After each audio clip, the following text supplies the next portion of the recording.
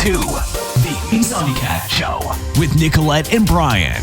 We'll get real deep with you, educating, inspiring, and solving problems with some of the most inspirational humans on the planet. Buckle up and come on the journey. I'm excited. We have a camera in the room. What was that? What was that? I feel like that was a woman screaming. That was a scream. That was a woman screaming. We have a camera in the room. What was that? What was that? I feel like that was a woman screaming. That was a scream. That was a woman screaming. All right. I am Nicolette, and today Bryan and I are here with Kristy Sumner. She is a paranormal investigator with Soul Sisters Paranormal, and she's going to talk to us about some spooky stuff today. Well, for me, but I'm so excited. I'm so excited. So thank you so much for joining us, Kristy. We really appreciate your time. And do us a favor, kick us off by telling us a little bit about yourself and your journey. Well, absolutely. And first of all, thank you both for having me. I'm very excited about this conversation today. And our journey actually started with a girls' trip. So I'm the founder of Soul Sisters Paranormal, and we're an all-female paranormal investigation team. And it was founded by my twin sister and my younger sister and I in 2013. And we live in different parts of the country. So we've always had a fascination with the paranormal, but to get together and just kind of have girls' weekends, we would meet up in different parts of the country, just doing different things for the weekends. And in 2013, we had a family friend say, why don't you stay the night in the West Virginia State Penitentiary in Moundsville, West Virginia? And so we took him up on that offer, and we found such compelling evidence, what we felt was compelling evidence during that overnight stay, that we really wanted to formalize a paranormal investigation team and go around the country and look for paranormal activity. Let's play a clip from the West Virginia State Penitentiary, provided by Kristy Sumner. We're going to leave here in a few minutes, and if you don't light one of those meters all the way up to red, they're going to take everything that they left in that cell. But if you light it up all the way to red, they might leave you a cigarette or two. That's fair. So if you want to smoke, there you go. Okay. Thank you. Thank you so much for communicating with us. We'll leave you some cigarettes. You're welcome. How cool. No way. Thanks, Red. All right. That's so awesome. I love ghosts. It is a lot of fun. We've had a great time doing this, and to be able to do it with my sisters, it's that's the icing on the cake for me. That is so cool. Now, there is a question I have, because you ever get scared of the stuff that you come across? Because I've got to know. We have moments of being startled when we're in these locations. You know, we've been locked in penitentiaries and lighthouses and insane asylums. And I'll admit that there's that creep factor. You know, we have a moment of being startled when a door slams in your face, or you hear a scream from the other end of the hallway, and you know that nobody else is there. But for us, we really go in with a research mindset. And so we actually run towards it to see if we can figure out if there's any type of environmental factor that is causing these paranormal the paranormal activity. And so for us, it's really about the adrenaline, the exploration of being in these locations, more so than actually getting scared. Okay, so before we start going into all kinds of questions that Bryan has, I would love for you to tell us and the audience a little bit about the equipment you use, because, you know, I was looking through your website and watching some of your videos, and I was looking at the different equipment you use, and I was just curious, you know, what are these, what are the main pieces that you're using? What do they do? Okay. So first of all, like I said before, we go in with a very research mindset. We all have an advanced degree on the team. So I've got a PhD, my twin has a PhD, we've got 2 JDs and a master's holder on the team. And so when we go to these locations, it is all about really that skeptical mindset first. We go in with a healthy skepticism to see if we can find any environmental factors that are causing the reported activity. So light pollution, noise pollution, airline traffic, train traffic, anything like that could account for some of the reports of hauntings in these locations. So once we control for all of that, we go in with some select pieces of equipment. The first thing that we take in is our digital voice recorders, because we feel that anything that we get that's paranormal, most likely it's going to come audibly, because for us, spirits seem to be able to communicate that way more so than putting forth the energy to make itself manifest as an apparition. So we have a lot of voice recorders that will leave in different parts of the location. So we always have ears pretty much everywhere in the location, even if we're not in that specific room. And then we have night vision video cameras that we'll set up. They run on batteries. So we'll set those up in different parts of the building or the location as well that we're investigating. We have different pieces of equipment that are designed to measure electromagnetic energy. And the reason that we do that is because we theorize that spirits are made up of energy, right? So if we theorize that they're people, they were people, and people are made up of energy. Energy cannot be created or destroyed. So therefore, we have these pieces of equipment that will measure energy. So when we go into, like, say, a prison or the lighthouse where there's no power, and we have these pieces of equipment that are designed to measure energy, and they start going off, we can say, okay, that's very compelling to us because there's no energy source. These things should not be going off. So we have those pieces of equipment. We have different handheld pieces of equipment. One of the things that we also like to use is called a spirit box. And this is a small AM/FM radio that's been modified to sweep through frequencies very quickly. So when you turn it on, basically it sounds like as it's going very rapidly through AM and FM frequencies. So the idea is that spirits can use the white noise that's created by that rapid movement to communicate with us. And so when you get things like full phrases, theoretically, you should not be able to get full phrases because it's moving so quickly through these frequencies. Right. So there's been instances where we'll get full phrases or words that are very germane to our investigation. So for example, we just investigated a funeral home in Mississippi, and my sister's name is Jenny. And so we said, can you tell us the name of one of us in this room? And through the spirit box, the word Jenny came out. So we feel that was very compelling, that we were getting a positive response. So those are the typical pieces of equipment that we use. We also go in with what we call trigger items. So if we're in a location, say the funeral home, we'll take in a bouquet of flowers, or we'll take in something that could elicit what we feel elicit a response from any of the spirits that could be in the building. So we're very big on those trigger items as well. So that's really kind of what we do when we go to these investigations. So I have a question about the equipment, right? You talked about the different frequencies. You know how they say people have different frequencies? Do ghosts have different frequencies too? Or are they on different frequencies? Like some will communicate in different frequencies? I think they do resonate with a different frequency. And that, again, goes back to the individuality of each person, right? So, I may speak at a lower frequency and my sister may speak at a higher frequency. So that's a great question. And to your point, I do believe that they do. And it really just goes back to how they were in life. Again, we operate on the premise that what we are communicating with was at one point a human, and had that human experience. And so we go in and we look for that. But that's a great question. I do believe that they do. Yes. Okay. So we noticed you do a lot of work in Tennessee, and Bryan is from Tennessee, right? So I thought I'd ask this question. Yeah. You're haunted, Bryan. But I was wondering if there were any places that you find more activity than others. Are there any places across the country, maybe? Well, first of all, I will say that Tennessee is a great state. My best friend is from Tennessee, so I'm up there quite frequently.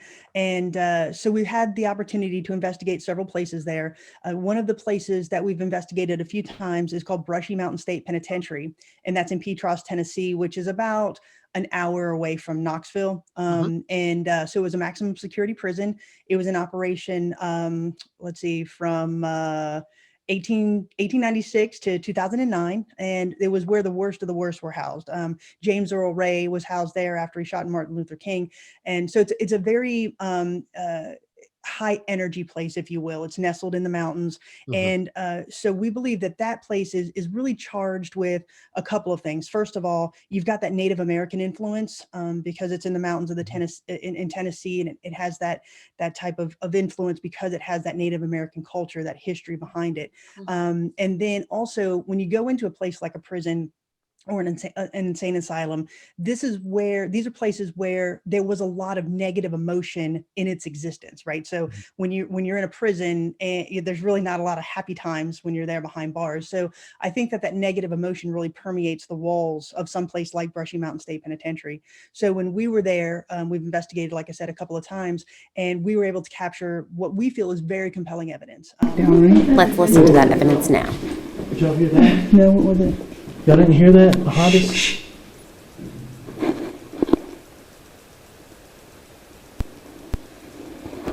Something just smacked the wall when I walked out. That's my feet. Something just smacked the wall when I walked out. That's my feet. Something just smacked the wall when I walked out. That's my feet. Again, we're an all-female team, and we are capturing male voices on our voice recorders. We are capturing footsteps running up the stairs when you can plainly see on the camera that there's nobody in the area. We are capturing shadow figures. We're seeing shadow figures dart, across rooms and in between cells. To answer your question in a very long-winded way, a lot of the places really do depend on the history behind them. So their locations, not so much, states do have that historical background, but a lot of the times it is the location, like a prison or an insane asylum or a house where something very tragic has happened. We get a lot of evidence there. So it really just depends on the historical narrative that encompasses that location. So do you think it's also right? So, like Tennessee, I grew up on the other side. I grew up in Memphis, and like people believe when they were first settling over there, like there was all these like underground rumblings going on, and they believed they were demons and things like that, and like all this craziness, right? Mm-hmm. Do you believe it also has to do with how open a culture is to spirits sort of sticking around and being able to communicate? Because you look at places that have more of that sort of that vibe going, like you look at New Orleans, right? Very, very, haunted sort of place. You look at places in Tennessee, very haunted sort of places. Do you think where it's more open, sort of, I guess my question is, do ghosts stick around a little more, when people are more open to and I understand kind of where you're going with this, the longevity of a location, is that going to lead to more hauntings?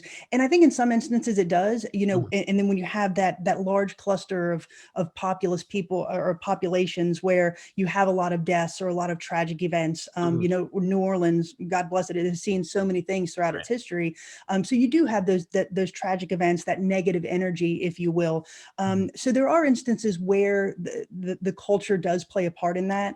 And then it's also the mindset, I think, of the people in that location. So New Orleans, I think the populace there really embraces their past. They embrace their paranormal heritage, if you will, their religious heritage with voodoo and all of that. So I do believe that plays a part in it. If you are more open, for us, when we go to these locations in Tennessee or wherever, we really go in with a sense of respect and a sense of reverence for the individual that they used to be. So for example, when we went to Fort Mifflin in Philadelphia, we knew that one of the people there was supposed to have been in solitary confinement, and he was he was executed for treason during the Revolutionary War. So we went into that with, okay, we know that you did some terrible things, but we acknowledge that you had a human existence, and we acknowledge that you were in solitary confinement. So we're going to leave you some water, we're going to leave you some bread, we're going to leave you some cigarettes, to really acknowledge them and let them know, hey, we feel you, and because of that, we're going to leave you these items, and we would like to communicate with you on that level. So I do believe that if you go in with a sense of respect, you'll get, and really be open to it, you'll get positive responses in my mind. That's exactly where I was going, right? If I'm a ghost, I'm going to where people are receptive. Do we like the term ghost? Can I just stop here? Because we've been tossing around this word ghost. Is that not the proper way to refer to these? Am I insulting the ghost? Yeah, I'm not sure. I want to make sure that I've got it right. That's why I'm asking. No, we use the term ghost, spirit, entity. We use those interchangeably. Okay. Most people, when you hear the term ghost, you kind of have that mindset of what I'm speaking about.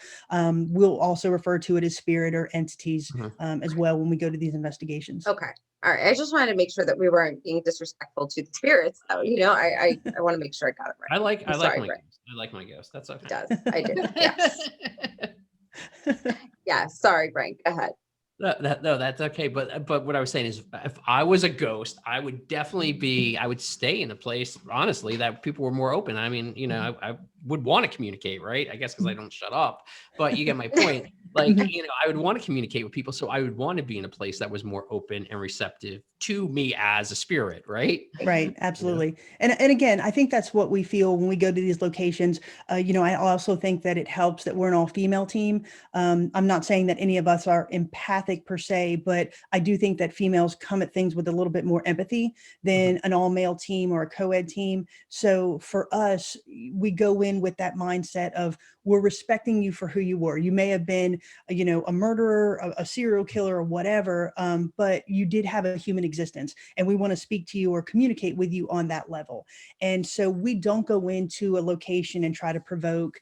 We don't go in and say, if you're here, throw a chair across the room, or I'm not going to believe you're here. Right. We don't go in with bravado or chest pumping or anything like that. We really go in with that sense of, we legitimately want to tell your story. And if you want to communicate that to us, we're here to listen, and we will get that message across if we can. And so that's, back to your point, Bryan, that's really how we approach our investigations in any place that we go to. Right. You definitely, I was going to say, you definitely got to come to my house when you're up north. You got to come to my house, because I call it the ghost in the garden. There is definitely a ghost in my garden.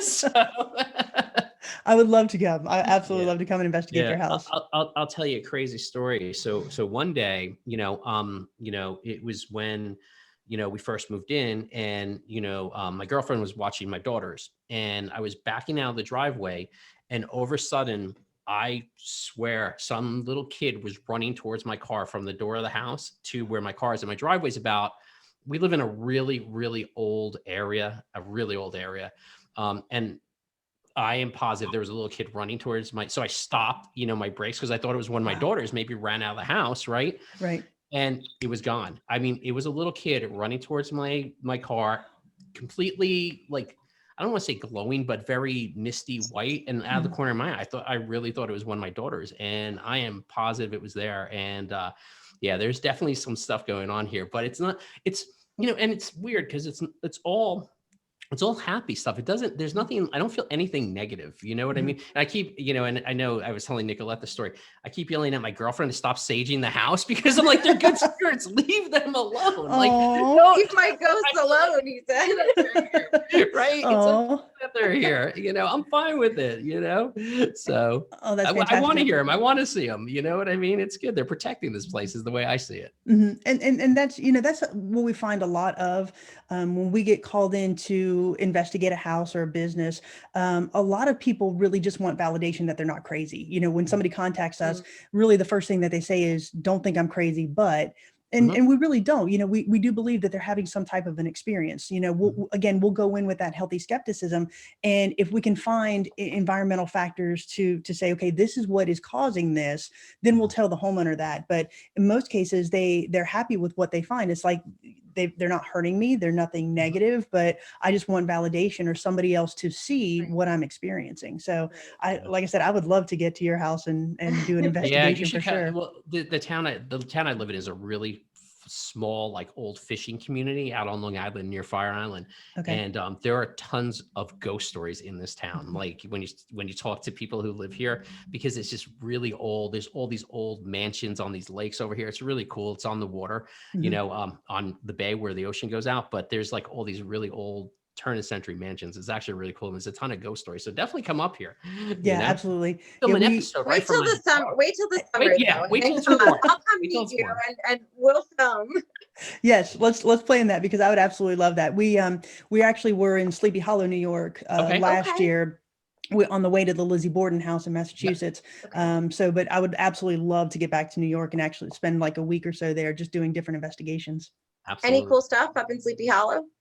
Yeah, well, we didn't actually do a complete investigation there because we only had a day. We were just driving through to get to the Lizzie Borden House. But that town is just fascinating all the way around, just from the historical perspective, Washington Irving and how he really put that place on the map. And, the stories that he wrote were based on characters in the town or actual people in the town. Right. So I just really love the history behind that, because really, in essence, that's what we're doing this for, right? We're going to these locations to tell the historical narrative to people who may may not know about them or may not be fortunate enough to have the opportunity to visit them.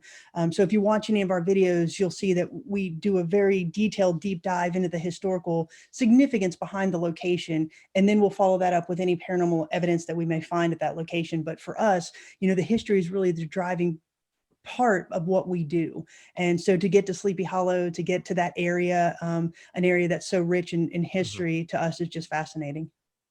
And you kind of answered my question, because I was going to ask, kind of what are you hoping to achieve every time you walk into a location? And so, you touched on kind of the validation for a homeowner or a business owner if they call you in, or, being able to tell that story of the spirit, whatever, it might be. Is there anything else that you look to achieve when you go in?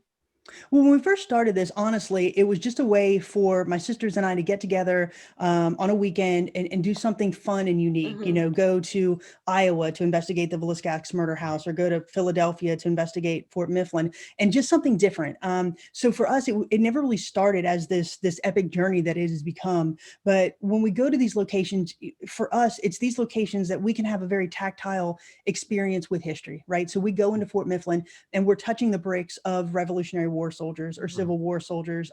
We go to the Villisca Ax Murder House and we're touching the doorknobs that the Moore family touched, or, Brushy Mountain State Penitentiary. And so for us, that really is why we're doing this. It's kind of a personal journey for us, but to be able to take our audience to those locations where they might say, oh, I never really knew that, or I never knew the story behind that, or I didn't even know that it existed. Right. If we can share that with our audience, then maybe we can help preserve some of these locations for their place in history. And so that's really our personal journey of why we're doing this. We've just been fortunate enough that, people kind of like what we do. So to get that message out is really the important part of Soul Sisters. That is so cool. It is. So what do you say to the non-believers? Right? Because I'm sure there are lots of skeptics out there, right? I mean, do you ever, do you have a response for those people? You're absolutely right. We definitely face our share of cynics and skeptics. And, for me, the answer is, I'm not trying to convince you.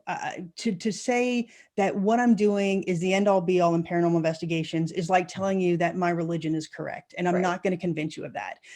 What we're doing is we're going to these locations in a very methodical way. We're controlling for everything that we can control for, noise, light, wind, all of that, anything that we can control for.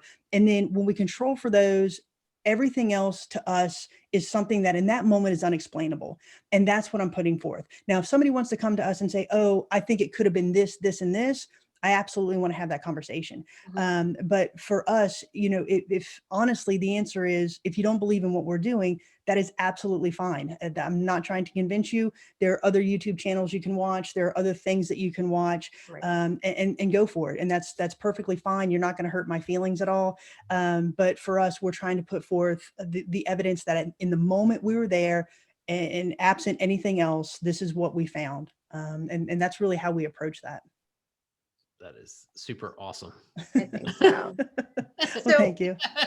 So I have a question. And back to Bryan's spirit living in his house. Oh, not in my house, in my yard. All right. Well, maybe but I'm cool if it's in the house too. It's it's fun. So what do you say to somebody who does believe that there's something going on there? What should they do?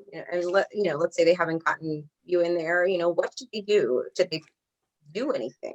Well, the first thing that I say when somebody approaches us is, obviously you're not crazy. There's something going on. You believe there's something going on, and I'll believe you. Honestly, every time somebody comes to me with, I think my house is haunted, the first thing that I'll do is I'll either hand them a couple of our voice recorders, or say, go to Amazon, get a $20 voice recorder, and just start recording in your house. Just set it up and just let it record for a day, and go back and play it and see if you hear anything that is compelling to you, like a voice that you don't recognize, or a noise that you don't understand or hear in the moment. That's the very first thing, to really start from that level, because I think, like I said before, voice recorders are really going to give you what I feel is the most compelling paranormal evidence. And then you can either investigate further on your own, get a digital camera, get a night vision camera, or you can call in a paranormal team and actually have an investigation done. So again, just to get that validation. Right. And then, if it's something that you're afraid of or you don't want to live with anymore, there are ways to remove spirits from your location. That is not something that we personally do. We'll go in and do an investigation, but we have a priest that we'll call or demonologist that we'll call if it's something that you feel that you can't live with. And so that's how we really approach that. But we'll work with the homeowner or the business owner if they decide that they want something removed from their location. I have a question. Do you think animals, like dogs, have an extra sensory perception to spirits or ghosts? Right? Yeah, I have that question too. My dog will sometimes, I mean, they're dogs, and I love my dog, but she'll, over something, she'll just stare at one spot. I'm like, what are you looking at? You know what I mean? Bark at the wall, right? And that one is always freaky. Yes. So do you believe they have an extra sensory piece we just, as humans, we don't have? I do. I absolutely do, because, and to me, they're almost like children, if you will. And I say that because when children are born and up until the time they're early toddlers, they're not hampered in by biases, right? They can see things, they can perceive things because they haven't had these voices saying, no, that's not real. No, don't believe that. That can't happen. So they actually have this more open mind, if you will. And I think animals are the same way, because they don't have really the knowledge that something is not supposed to exist. They're more open to it. Same thing with, like I said, children. That's why children, I think, are very open and receptive to having imaginary friends, if you will, which could actually be a spirit speaking to that child, because they haven't gotten to that stage where it's wrong according to society. So to answer your question, yes, I do think that animals are very perceptive to that. And then, when they pass, I do think that spirits of animals can linger as well. So you had that twofold answer, if you will. My son, actually, when he was, my grandmother passed away, he was maybe over a year old, just about a year. And we were laying in the old house, and we were laying in bed one night, and he's looking over my shoulder, like pointing at something. It was like, and I'm like, oh, you see something, and I was like, okay, say hello. Like, just hoping it's grandma. I'm like, hi, grandma, but, and he's looking at something, and there's not, it's dark, we're in bed, going to sleep. There's nothing there. I'm like, okay, sounds good. You can see some stuff.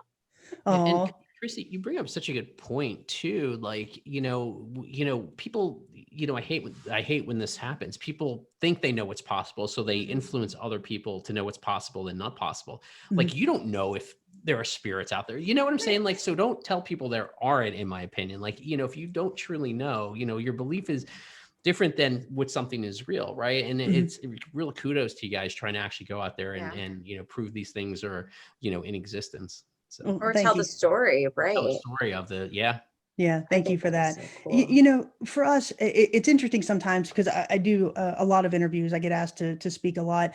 And, every now and then I'll get introduced as an expert in the paranormal world. And for me, I don't like that term, because I don't think there are any experts in the paranormal world. I don't think that there can be, because this is the one area where everything that we're doing is based on theory, right? There's nothing that can be proven here until we die. We're never going to know the answer for sure. I can say that I have more experience than somebody who just started last week or something like that. And I have a different portfolio and resume of experiences. But the cool thing is, Bryan, you had the experiences at your house, and then I can go to your house the next day and experience something, but it will never be the experience that you had. I can go to Brushy Mountain one day, and you can go to Brushy Mountain the next, and we both may have experiences, but they'll never be the exact same experiences. So the things that we're presenting are unique to us, but still, I think what I'm hoping is adds to the overall narrative, the overall body of knowledge of the paranormal community. And so if we can bring that to the forefront through our videos and through what we do, that's really, again, one of the driving factors.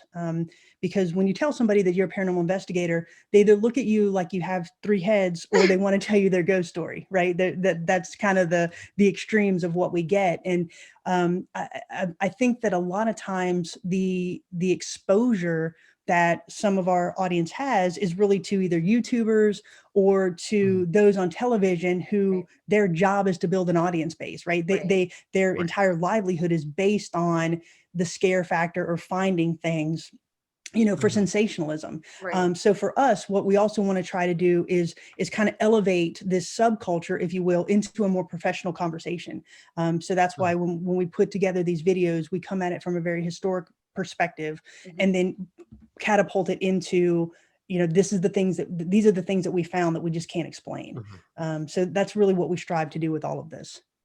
And I do notice that actually in your videos, it's nothing so extreme that you'd be like, oh, come on, I mean, sometimes you see some of that Finding Bigfoot on, I can't with that show. But that's kind of where my mind goes when I think of, that extreme, it's always Bigfoot walking behind the tree, but, there's nothing so extreme, and it's very realistic in a sense, because there is nothing so extreme, and it almost adds the credibility to it. Does that make sense? Because it's not like, okay, Well, thank you. And I really appreciate you saying that.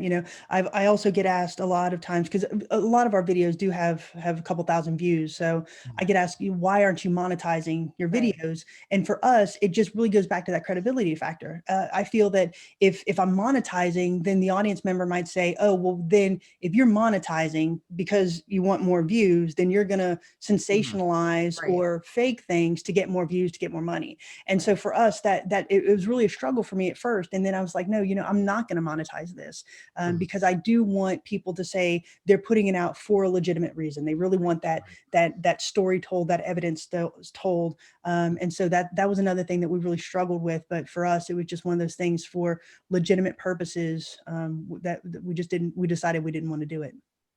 That's really cool. That is really cool. Brian, do you have any more ghost stories to I got tons of them, but I don't know how far we want to get into this, Well, I will say I'm going to get a voice recorder, because I'm a little, I'm not a skeptic, right? Because I really do. But when it comes to, I tend to be a very closed off person, right? And I'm always trying to justify a noise or this or that, right?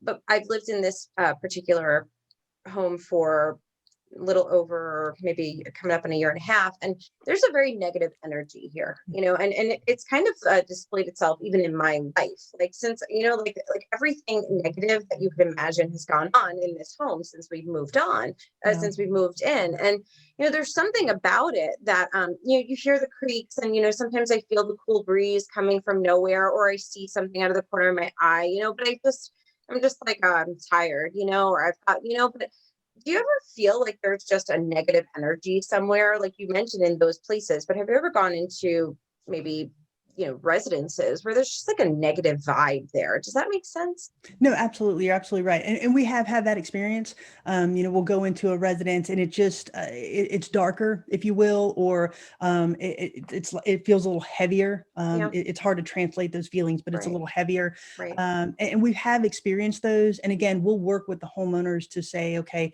if you want this removed, if there's something that you're threatened by, or you're just not comfortable with, there are ways to get rid of it, ask it to leave.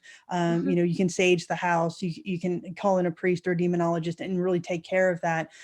For us, when we go to, let me just backtrack for a second. There are really two types of investigations that we do. The first one are what we call commercial locations. So the Brushy Mountains, the Villisca Ax Murder Houses, those places that we go to that have a haunted reputation and that people really know about them. And we go to those locations to really build our portfolio and add to some legitimacy to who we are as a group. And then the second one are those residential and those business investigations where people will contact us and we will go in and conduct an investigation for them. So in a lot of the commercial locations, we do have that negative feeling, that heavy feeling, but it's not something that we search out.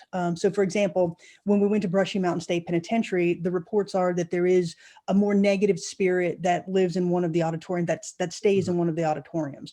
And for us, because we're not there to engage that type of negative energy. We'll go in, we'll have what we call an EVP session. We'll ask questions, but we'll say, this is your space. We acknowledge that this is your space. If you want to communicate with us, this is the method to do it. Otherwise, we're going to go to this cell block, or we're going to go to the cafeteria, and we're going to leave you to your space. And that's fine. When we go to the residential locations, those are the ones where we're actually seeking those things out. If the business owner or the homeowner feels that there's that negative energy, we'll go in and actually try to communicate with that. But again, we're doing it in what I would consider a respectful manner, or a manner that has the right intentions, if you will. I'll say that. And so we have had instances where we'll find those type of energies, and we will work with the homeowners or the business owners to get them removed. So I have a question, right? So there, I don't know how I'm going to put this because it's going to sound weird because it sounds like Casper the Friendly Ghost, but there are friendly spirits, right? And then there are ones that are not friendly. That's what we're talking about, or this negative energy. So now, I guess my question is, how does it become determined that sort of here's a friendly one and here's a real negative one, just besides by feeling, right? Is there a way to determine that? And also too, you mentioned like getting a priest in. Now, is there a difference between ghost and like demons, or, really, really bad things out there? Okay, so for your first question, when we experience these things, it really depends on the responses that we get as to how we feel, if they're quote unquote negative or darker or not, right? So again, when we go into these locations, it's with that sense of respect. So a lot of the evidence that we get are things like, I'm here, or a name, or thank you. For example, when we went into West Virginia State Penitentiary, we were trying to make contact with a guy there. His name was Red Snyder. He was a serial killer, murderer, really worst of the worst. He ran the Aryan Brotherhood while he was in West Virginia State Penitentiary. He was killed by another prisoner while he was in prison. But before he was killed, one of the vices that he had was he liked tobacco, and then they allowed him to watch Days of Our Lives during the soap opera during the day, right? So they'd wheel a TV in and they let him watch Days of Our Lives. So for us, when we went and investigated there, we said, okay, here are the things based on our research. Here are the things we know he likes. So we took in some tobacco, we took in a cigarette, and I downloaded an episode of Days of Our Lives on the laptop. And we let him watch it. We left it in the cell. We left it alone. And then we came back, and then we started having this very cool, what I call a K2 session, which is those meters that I spoke about that measure electromagnetic energy. We were having a very cool back and forth with what we believe was the spirit of Red Snyder. Now, bad guy in life, but because we acknowledged him with what we did with our trigger items, we were able to have that back and forth communication with him. So because we went in, I think, with that sense of, okay, we're acknowledging you, we were able to get a positive response. When we went to Brushy Mountain State Penitentiary, we were walking through one of the corridors, and there was this smack on the wall right above our heads, right? I mean, it was loud. Everything that we had recording captured it. And when we stopped, we captured a male's voice saying, "I warned you." And so in my mind on that one, in my mind on that one, we were experiencing this negative energy, and I mean, we heard it in the moment, and we're experiencing this negative energy, but it's not something that we're going to turn around and say, do it again, or punch us or something like that, or scratch us or something like that. Right, exactly. We're not going to taunt or provoke it. So it really is, back to your question, it really is for us, the responses that we get is how we respond in the moment, if that makes sense. So if we're dealing with a child, or if we're dealing with somebody who is appreciative that we're there, we're actually able to have these cool back and forths. If we feel that it's something that is more negative or doesn't want us in the area, we'll back off. Listen, this is your space. We're backing off. There are other locations in this area that we can go investigate. And then, so back to your second question, so we'll have priests or demonologists that we will call in. The difference in my mind is you have entities that are, again, if we're assuming that they're human, that were bad people in life, they're going to be not so great people in the spirit world, right? So those are what I consider dark or negative entities. We do have those that are demons. And I think that those not necessarily had a human existence. They're a product of the good and evil in the world, right? They're the evil that is the good and evil in the world. So for those, that's a completely different mindset to go and investigate. That's a completely different mindset to go in and tackle. And for that, we will call somebody in who is more versed in that, who have been trained to deal with something like that. That's really not necessarily something that we get into on a daily basis. All right. I like my nice ghost.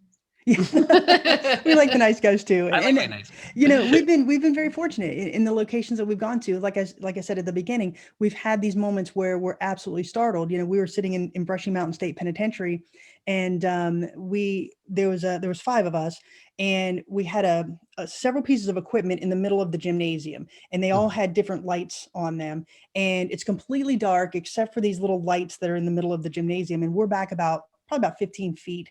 And as we're watching and asking questions, we're in a semicircle. And as we're watching and asking questions, I see a shadow figure dart in front of the lights, and it completely blocked off my vision of these lights. And I'm like, you know, holy, you know, what was that? And my friend Miranda from Ghost Biker Exploration, she was actually collaborating with us. She had what's called an SLS camera on that at the exact same time. And the SLS camera is, generally speaking, it's an iPad connected to an iPod, and it has an algorithm in it that when it perceives something human, it will put it as a stick figure on the screen or an anomaly on the screen. So at the same time I saw the shadow figure, Miranda captured something, an anomaly on that SLS camera, and it's captured on camera. So we've got a video camera monitoring this. And so she says, I just captured that on camera. And as the camera guy pans up, you see the shadow dart back across, and we captured that. So moments like that, we're absolutely startled. It's something that is so cool to us. But you know, to go into these locations and spend the night there, it is to us, you know, more adrenaline than it is the scare factor. Okay, so I have another question. Oh my goodness, I knew it. Yeah, see, Nicolette knows, like, I love this stuff. Okay, so you talked about shadowy figures, right? To me, there are 2 that I've experienced. You have dark ones and you have ones that are light. What is the difference between them? Or is there? I don't think there's necessarily a difference. It's basically just how you see them. You know, if we did not have those lights in Brushy Mountain, there's no way we would have seen that shadow figure. Our night vision video cameras pick them up a little lighter. So there have been instances where we'll actually see a lighter one because of the night vision technology. It will appear as a little bit lighter than it does in the moment. So for me, there's really no difference. The shadow figures that we perceive that we've seen and captured on film have been of the more shadowy variety. And to me, it's just really how you're viewing them and then what energy they use to really manifest themselves. I do think in my mind, it takes a lot of energy to manifest yourself as an apparition. And I think because you're already in the dark, the shadowy form is a little bit easier. And that's just me, in my opinion. Because I would say the reason why I ask is because, you know, most of the time you see that shadow, right? That darkest shadow, right, is usually what triggers people. But what I was telling that story about the little kid, it was light. And that was the first time I ever saw anything that was sort of light. It was definitely not a dark shadow. It was more light and lit up. So that's why I was curious if there was a difference in any of it. Yeah, and I think that again, it just is based on the energy factor. We were in Trans Allegheny Lunatic Asylum, and this is in West Virginia, and we were actually we were able to capture basically a beam of light, if you will. The entire hallway was black, but yeah, we captured this small beam of light, which was very interesting to us. And so again, I think it's just the energy level that they're able to manifest through. And that's really the only theory that I can come up with to differentiate between a shadow and a more translucent apparition. Very cool. All right, final question before we wrap up. You sure about that? Do you think that there are spirits everywhere? Like, you know, I guess that's a basic question. I don't have to elaborate on that. That's it. Yeah, no, I do think that there's spirits everywhere.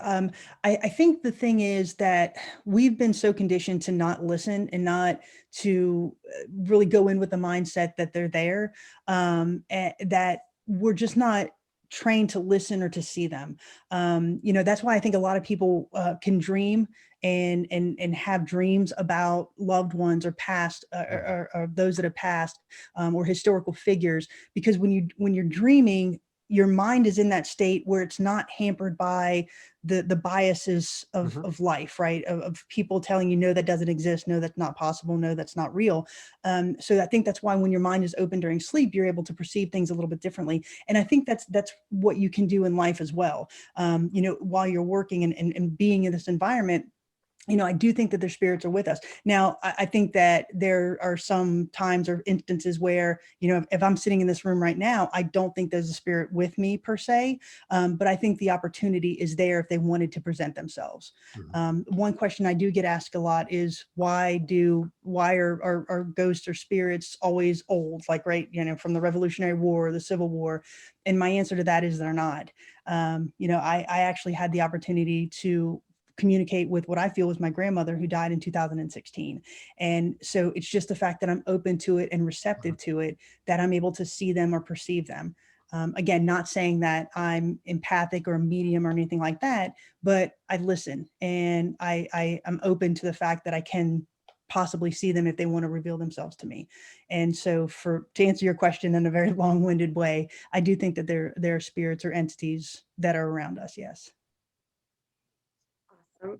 That is so cool. I'm super pumped. Thank you so much, Kristy, for joining us. Absolutely. Please tell everybody where they can learn more about you and Paranormal Sisters, and where they can check out some of your videos. And you know what, I definitely want you to send some clips over. I would love to put those in the description for everyone, especially some of the instances that we discussed here. That would be great. Sure, absolutely. So our website is www.soulsistersparanormal.com, and anything that you want to know about us is there. All of our videos are there. Where we're heading next, all of our next adventures are listed there as well.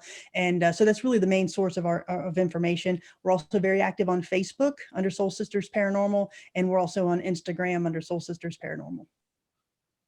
Awesome. Thank you so much, Kristy. Absolutely. Thank you both for having me. It's been a great conversation.